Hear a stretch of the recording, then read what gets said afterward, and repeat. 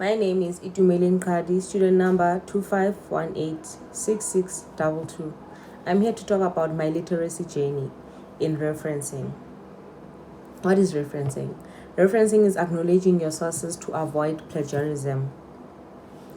You may ask yourself, my literacy journey in referencing pretty much started in university, because back then in high school we were not really like forced to reference our sources and all that stuff. We would just write a bibliography at the end of our essay. We'll just write bibliography, then write all our sources down. But then we're not really required to cite our sources, write an in-text reference and all that stuff. I remember in grade 12, we were required to write a project name. This project was about stones. It was about stones and soil and all that stuff in geomorphology, in geography. So we had to write that project. Then at the end of our project we had to write a bibliography, right? But then we were just told that you should just write www dot, just write the website, then pass. You don't reference like properly and all that stuff. You just write www dot, then write the source or the link. Let me just say the link.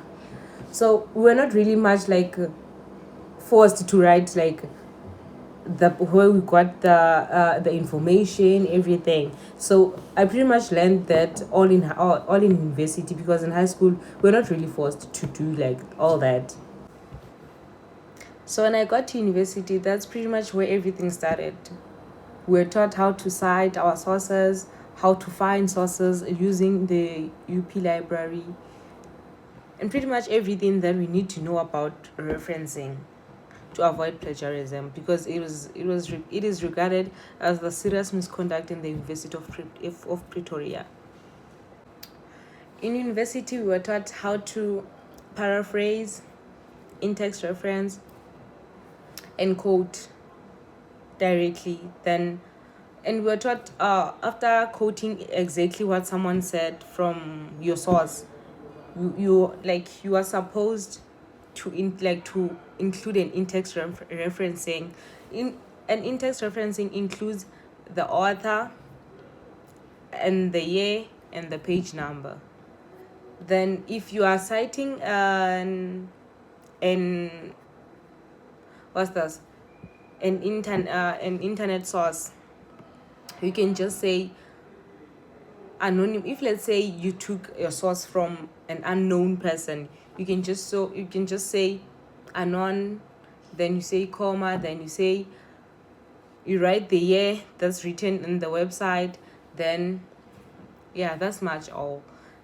And we were taught which websites to not take information from, e.g. encyclopedia. Of course, doing something for the first time has its own disadvantages, right?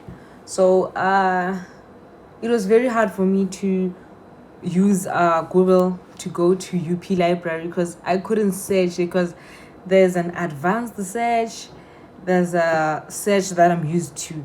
But then I didn't know how to, let's say I'm given a book, or maybe I saw a cover page of a book, then I know the author's name. Like, it was really difficult for me to find information, because they would come back with like many results, you see.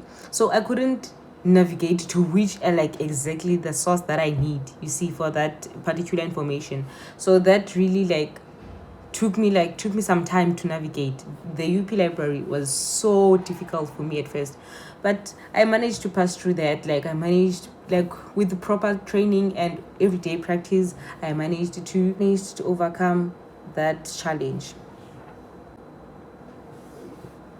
It wasn't easy, but I made it anyway, because right now, I can see that even when I'm writing my essays and everything that has to do with academic writings, right, I can see that I can reference properly.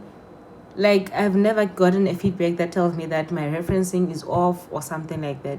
So that means that I have improved from what I was when I came to university.